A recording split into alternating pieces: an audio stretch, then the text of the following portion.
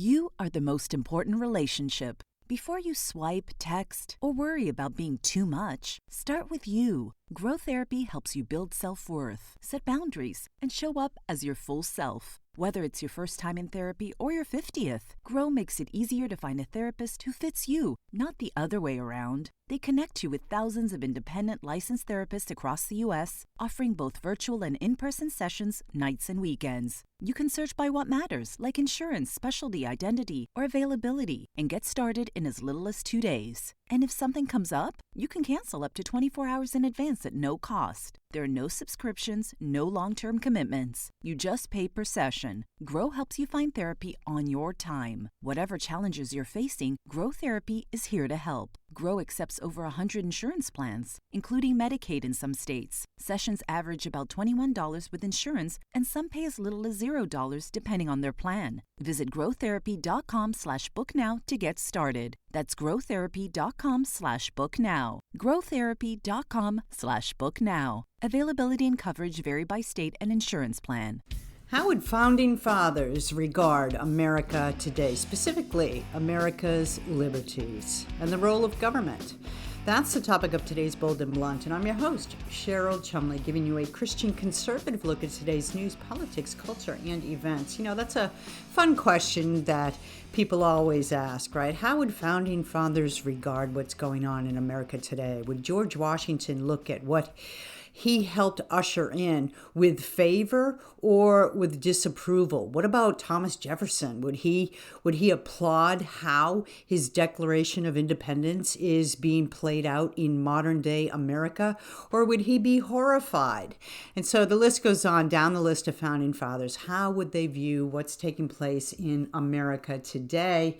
Would they be happy at what they gave us, or would they be distressed at how far we've strayed? Before I get into more of this, I'd like to quickly mention, if you like Bold and Blunt, and I know you do, you may get Bold and Blunt at edify.app, at Real Life Network. That is the faith-based news outreach of Pastor Jack Hibbs's Calvary Chapel, Chino Hills Church in California. They have great stuff there, including Bold and Blunt. You may also get Bold and Blunt at WashingtonTimes.com.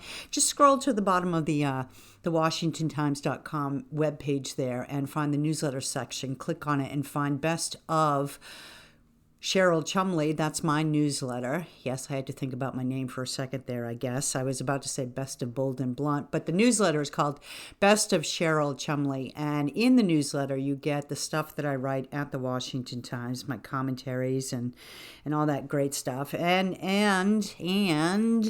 my podcasts, both the audio version and the video version. I have been doing Friday morning video versions, and all that stuff is in my newsletter. So if you just enter your email address, you will get it delivered right to your email box, and you won't have to go search for it online, right? Save yourself the hassle. Yeah, it'll come to your email box Monday, Wednesday, and Friday. You won't even have to ask for it. But you may also get Bold and Blunt wherever podcasts are available. And if you go to some of those places like Spotify or go online, you can see some of the reviews that people have left about Bold and Blunt. And I got to say, it's all good. It's all good, right? Very happy to know that. September 17th, 2025. ASC.UPenn. That's the Annenberg School for Government, University of Pennsylvania. Annenberg School for Communications, University of Pennsylvania. ASC is the beginning of the website. Americans' knowledge of civics increases. Annenberg Constitution Day Civics Survey finds. September 17th, 2025. I want to read a little bit from this, Annenberg's Public Policy Center. The annual Annenberg Constitution Survey has found that, drum roll please, 70% of U.S. adults are able to name all three branches of government, up from 65% last year. Okay, so that's how Annenberg puts it.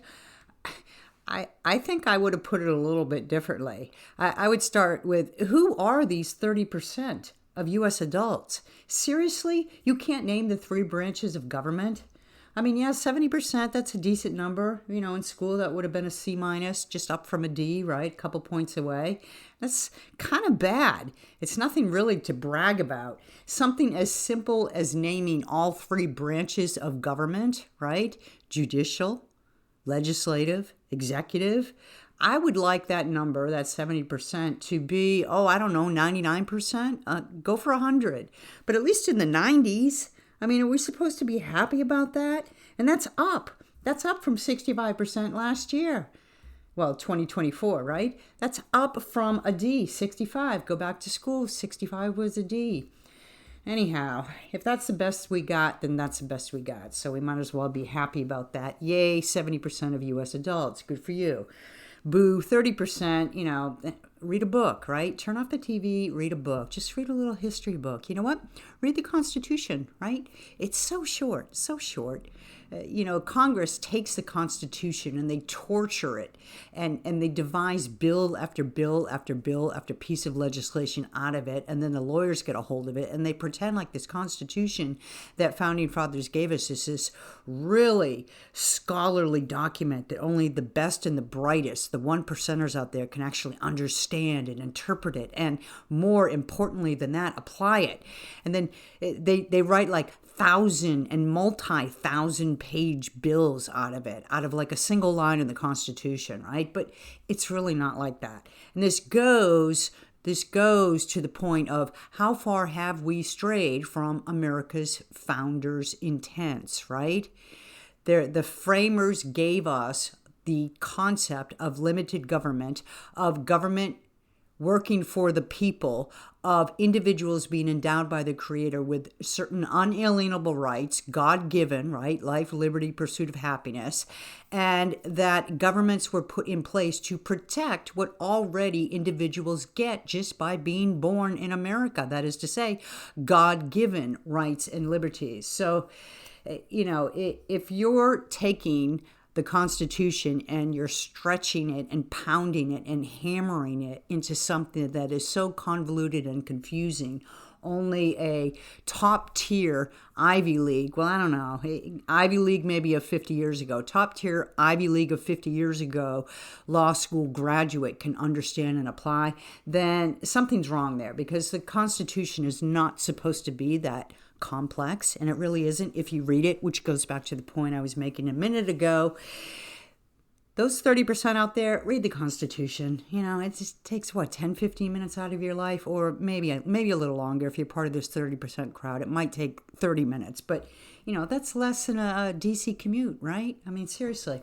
All right, so reading from this, Americans are more knowledgeable this year, meaning 2025, in answering basic civics questions, according to the Annenberg blah blah. We already went through that survey conducted, annually. Isn't that funny? The annual poll is conducted annually by the Annenberg Public Policy Center at the blah blah blah blah blah School of Communications. Starting to feel like Charlie Brown's teacher, right? Wah, wah, wah. More than 2/3 of U.S. adults, 70%, were able to name all three branches of government. The executive, yay, that's the president. The judicial, yay, yay, that's the courts. And the legislative, 3 cheers all around, that's Congress. Significantly more than a year ago, meaning 2024, 65%. When asked which specific rights are guaranteed by the First Amendment, the survey finds that nearly 4 in 5 people, 79%, can name freedom of speech, a statistically significant increase over the 74% who cited it in 2024. Well, that's great, but you do know that there are 5 rights enumerated in the First Amendment. Well, I don't know. I don't know if this is the 70% crowd we're talking about or the 30% crowd we're talking about that named freedom of speech as one of the rights, and they stopped there, I guess. So reading on, we'll read some more highlights here. Here's some bullet points. There are 1, 2, 3, 4, 5 of them. I'll run through them really quickly. 2/3 of Americans, 75%, 70%, can name all 3 branches of government. We already went through that. Nearly 4 in 5 or 79%, say freedom of speech is in the First Amendment. Less than half of Americans, however, mention the other four rights. So see, they can name freedom of speech, but then they forget about the other four. The next most often cited was freedom of religion, and only 48% could name that. Come on, guys. Constitution, pick it up. 4 in 10 of U.S. adults, or 41%, have at least a moderate amount of trust that the Supreme Court is operating in their best interests. Down significantly from 44%. I don't know if I'd say that's down significantly. I would say that's down slightly, right? From 44% to 41%. That's a little exaggeration there. Anyhow, down from 44% when the question was asked 10 months earlier. 2 more bullet points. There is a remarkable nearly 60-point gap between the two major parties on trust in the Supreme Court. 75% of Republicans have at least a moderate amount of trust, but only 18% of Democrats and 38% of independents do. Well, yeah, that's because Democrats look at courts as if they are the battleground of activism. When Congress can't get something passed, they run to the courts, and they only have a moderate amount of trust in the courts because they're not sure if their judges that they're approaching in those particular courts are able to be bribed, right? Like, Democrats have a lot of trust when they have a judge that can be bribed, bags of cash and things like that. But they don't have a lot of trust in the court system when the judge is left to go by the Constitution. That's when Democrats, they go like this. They go, rut-row, Scooby. Remember that from Scooby-Doo, right? Because then they think, oh no, none of our pieces of legislation will meet constitutional muster because, of course, they're created with the mindset of a communist and they don't belong in America in the first place. And so Democrats need a court system filled with judges who are able to be bribed or threatened in order to have trust in the court system. Otherwise, their pieces of legislation, their legislative endeavors, their battles in the political and judicial systems knocked down all the time. They don't stand up to constitutional muster. That's just my guess. It's not part of the polling, but maybe Annenberg can do another poll on that. Make it annual as well. Here's the last bullet point. There is strong bipartisan support for several reforms to the Supreme Court, with over 80% favoring prohibiting justices from participating in cases in which they have, quote, personal or financial interest, end quote. Ding, ding, ding, news flash, take a memo, those in the back of the room. Judges are already supposed to recuse themselves from cases where there are perceived conflicts of interest. And these don't have to be direct conflicts of interest. There only has to be a perception of conflict of interest. So the bar is to recuse is much lower or higher, depending on how you want to look at that. So let me clarify. Judges that have even the slightest whiff of a conflict of interest are, according to their own, judge memos and judge policies, supposed to remove themselves from the case. They hardly ever do, right? And so now here we get, right, this sort of redundant type of push for policy, a redundant policy push. 80% of U.S. adults want judges to recuse themselves or be prohibited from participating in cases in which they have personal or financial interests. Well, yeah, that's great, but they're already supposed to do that. So what, having now another policy is going to be the one that takes? As if the first one doesn't. Now they have, oh no, now we really have to, because they have 2 policies saying the same thing. So now they really, really mean it. And I just don't think it matters. Anyhow, I have one more thing to look at really quickly and then bring in my guest. What Americans know about their government. This goes back a little bit further in time. It's November 7th, 2023, but it is Pew Research Center. And I do love the Pew Research Center, their surveys and polls, mostly because they survey so many people. You know, you never have like a poll of 6 people with a margin of error of plus and minus 18 points like the Democrat Party and their friends in the MSNBC media world do, right? You have like surveys of thousands and thousands of people, and they do it over a large span of time. And, you know, in terms of surveys and polls and citing data, I don't think anybody does it right now better than Pew. Anyhow, reading from this, Americans' knowledge of their government varies widely by topic, as we can see, the 70-30 split in America, right? Majorities are aware of the length of Supreme Court appointments. How states' representation in the House of Representatives is determined, which parties control the House and Senate, and one of the rights guaranteed by the First Amendment. Come on, there are 5. That's 1 out of 5, right? That's a 20. That's a 20%. I mean, if you're going back to that old school grade, standard, 20 out of 100, that's definitely an F, right?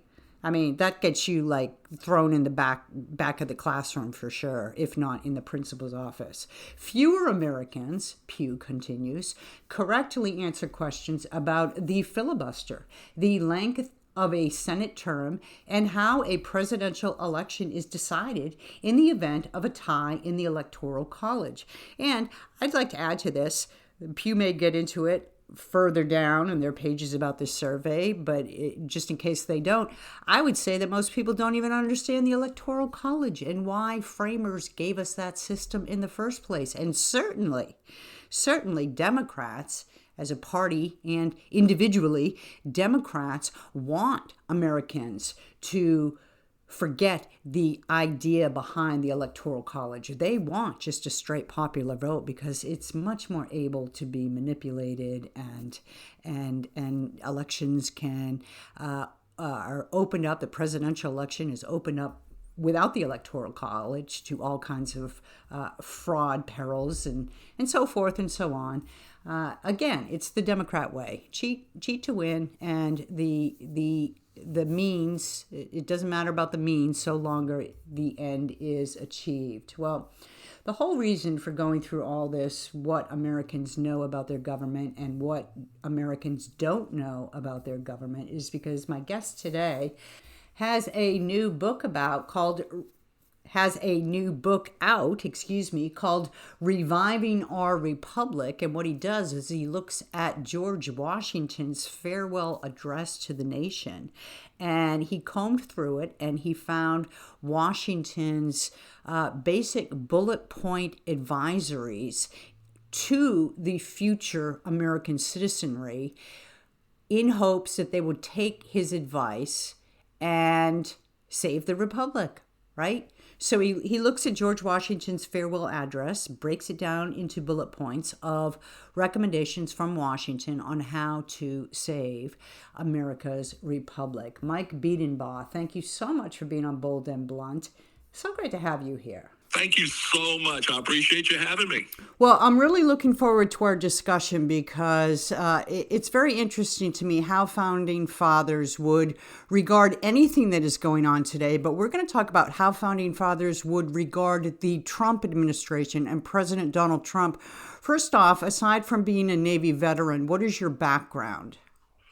Well, I kind of akin my background to the floating feather at the beginning of Forrest Gump. I've done a lot of different things and worn a lot of hats. So one of my backgrounds is running a global marketing company where we did marketing for films and record industry out of New York and out of LA, and did international marketing for those for about 12 years. I was, of course, as you mentioned, in the Navy before that. After that, I ran the statewide nonprofit South Carolina Preservation South Carolina, where I brought solutions to dilapidated buildings and brought value to them and protected them so we could protect the built environment. And now I am an author of a book, Reviving Our Republic, to talk about the fact that we have some dilapidation of our republic that needs to be rehabilitated. So let's start there. What do you find in terms of dilapidation that you were saying that we need to recover in America to go back to founding father roots? Well, my inspiration in the book came from Washington's farewell address, and in 2015, I read Ron Chernow's biography of Washington, and it was astonishing to me how much education he tried to give the country when he left. He left us a magnificent document called his farewell address, which I consider a maintenance manual. He left saying, here's how you keep the republic functioning, and here's what you be careful of. And I took that, extracted out what I believe were 40 policy points out of that book, and I realized all of those things have been ignored. And it has dilapidated our civic culture to where we as a society have forgotten how to maintain a free republic as they had hoped we would, and we have neglected our duty. So one of the core principles that George Washington put out in that speech, because I've referenced it myself over the years in my columns, is his warning to avoid entangling foreign alliances. And I wonder if you could perhaps give some context to that to make sure that when you read that statement or hear it, you're not erroneously applying it. Yeah, so what he did, he broke down his farewell address into three major things, and how we deal with foreign nations was one of the major pillars of that. And what he really talked about was how we should afford relations with any nation, no matter their government. We should not be politically involved in any government at all, but have as good, open trade relations as possible. And do not give favoritism to one nation more than others, because that would lead to us being involved in that nation's issues with their enemies. And so it's almost as if when you read that now, it's not advice, it's actual prophecy of what we have allowed to do and what is now going on in the Middle East. So two things jumped to mind as I was listening to you explain that. And the first is, so listeners could take from that President Donald Trump is doing the right thing on tariffs, but listeners could also take from that President Trump is doing the wrong thing on Israel. So take those two issues and kind of run down how founding fathers might deal with them. Well, I would say the founding fathers would be horrified how he is doing tariffs. I mean, the original federal revenue came from tariffs, and I'm not necessarily against that. In fact, I talk about how it should be an important component in the book. The problem is that Washington speaks eloquently about the dangers of putting emotion into the tariff regimen and punishing some countries and using it as an emotional bludgeon for people and creating enemies out of how you do the tariffs. Tariffs should be something that's across the board, predictable, because economic markets do not like unpredictability. And that is how these have been done so wrong. So there's that tariff thing. It is something we should do, I believe, but the way it's been done is amateurish and horrible for the markets. And regarding foreign nations, giving favoritism, blind favoritism to certain nations over others, and creating and projecting other nations as permanent enemies is exactly the type of thing that we're in the middle of now, and how it is so dangerous to not only our commerce and our ability to engage with other nations, but it hurts our ability to be free and independent people too, because we will be victims of this policy. Just to give a easy peasy type of basis. So if you had to give a grade A, B, C, D, F to President Trump right now in regard specifically to how founding fathers would view his leadership, can you come up with a grade? Oh, F doesn't even come close to it. When they talk about, and they talk at length about how certain ways government can create demagogues and tyranny, they would see their predictions coming true in Donald Trump. And in Trumpism, and how he coalesces power among a certain group. Now, I will also say they would have been horrified at how previous presidents have enacted as well. And I would say they would be horrified how presidents have acted ever since World War II. However, what we have now is a end and the culmination of a slippery slope that has culminated in the current president going all in on all the abuses that have been happening over the past 50 years and exacerbated them more than anyone could have imagined. So let's just look at it through, I don't know, maybe a devil's advocate approach. So, excuse me, if each president has to govern within the atmosphere and the systems of present day, right? And they don't have the benefit of reeling back time overnight, 200 years. Does that make a difference when you consider how well or poorly a president is doing? Certainly George Washington wouldn't lead the nation in the same way that he led it when he was president. I don't know. I don't know if that's true or not, because here's what's happened.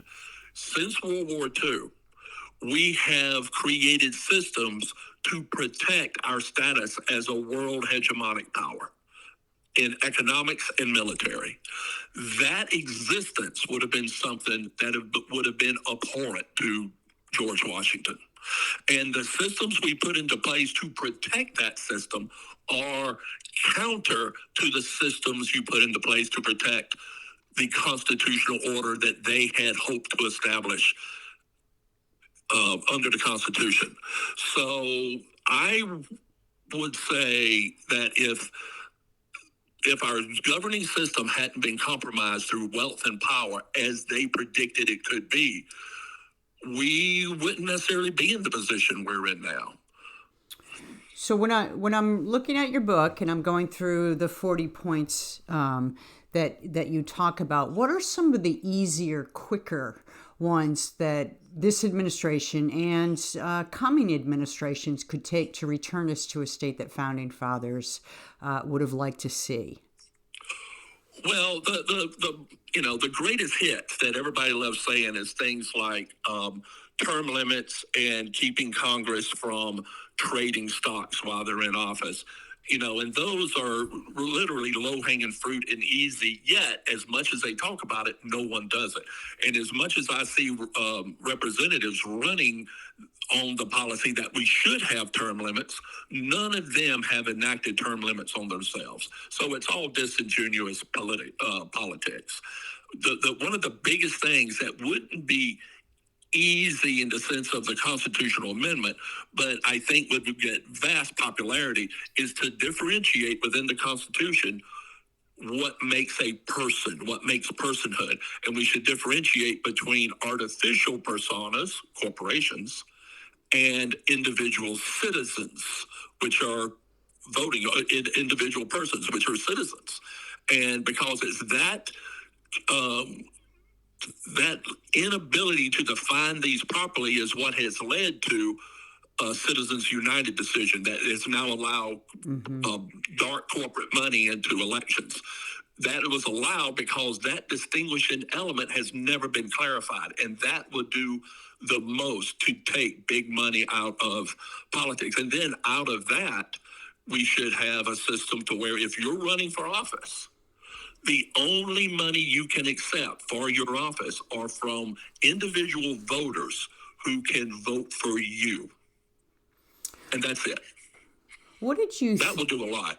Well, just out of curiosity, what did you think of, and this spanned two administrations, so we're talking Republican and Democrat, and again, Republican. What did you think of the government's response to COVID in America? How would founding fathers have dealt with that? I don't know. I would think they would have been concerned. Here's how I looked at it. I thought it was a terrible overreach, but I thought it was a more innocent than a mean-spirited one in the sense of this. We have to have a plan to protect us from a type of plague that could wipe out millions of people. There has to be a way we all can come together on saying we have to deal with this.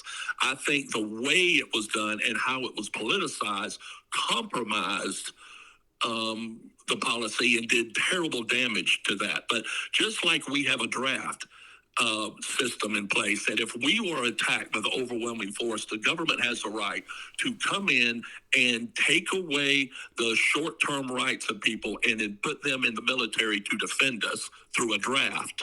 We should also accept the fact that if we have evidence of a virus that could come in like a black plague hit Europe in the 1400s, that could wipe out half the nation, then you need to have some sort of system to shut down to try to mitigate those damages. Unfortunately, COVID was done terribly, and we're going to pay the price of that bad management when the next one hits and it's more serious.